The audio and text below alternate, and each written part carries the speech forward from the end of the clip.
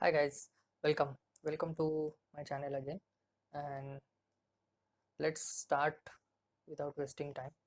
So last time what we see, we have you all know that we have started about ENT, right? We have seen the extraauricular pinna, right? Extraauricle and external ear.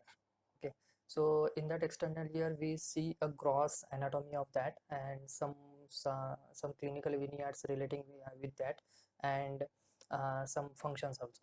Okay, but now we are going some more deep into the each part. Okay, so now we will only see about the external pinna. Okay, we will see only the pinna and what are all the depressions, what are all the elevations, as this is very important regarding our examinations. Okay, that's why I'm making this separate video on only for on this diagram. Okay, so you have to carefully watch and listen what I'm telling you. Okay, just listen carefully.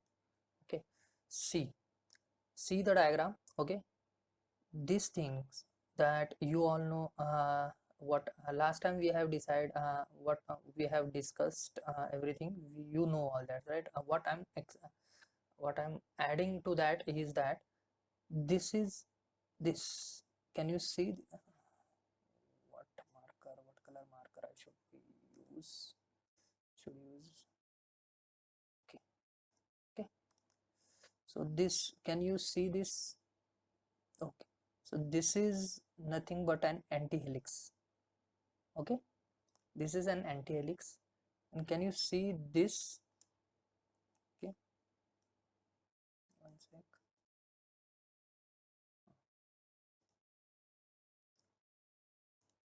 Can you see this portion, yellow?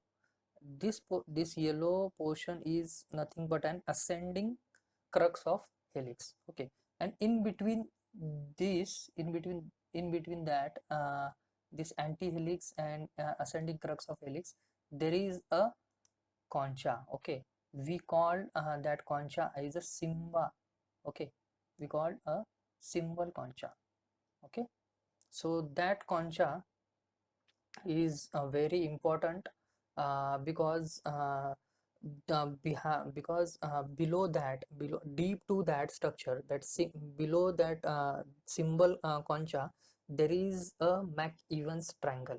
Okay, that triangle we can also call as a suprameatal triangle. Okay, so that is the important landmark for your mastoid antrum. Okay, so this is a very important thing you have to remember. You should remember. And see this, can you see this yellow, what I am making? So this yellow is nothing but an, this yellow part, this is nothing but an scaphoid fossa. Okay, this part is nothing but an scaphoid fossa. Okay guys, now can you see this tragus? Can you see this tragus? You can see this antihelix. Between this tragus and antihelix there is one depression, and that depression is called as a concha. Okay, the difference in concha, so there are two conchas. One is a symbol concha and there is a, another one concha. Okay, which that McEwan's triangle lies deep to which concha? Symbol concha, not on the concha. Okay guys, so remember these, all these things. Okay, now going further, you can see here, can you see this? Let me take different color. Okay. See, can you see this? Okay, this part, this tubercle. Okay, this is the tubercle. Okay, so this tubercle is called as a Darwin's tubercle. Okay, we can also call it as a auricular tubercle. Understood? Can also call it as a auricular tubercle. So what we have seen so far, you know the tragus, you know the antihelix, and between that, between these two there is a depression. So here you can see this depression. Below, the two depressions are there, 1 and 2. So below there is which the depression which is on lower side, that called is a concha. Okay, and the depression which is on the this one, this depression is called as a symbol concha. And below or deep to this symbol concha, there is line what is lying,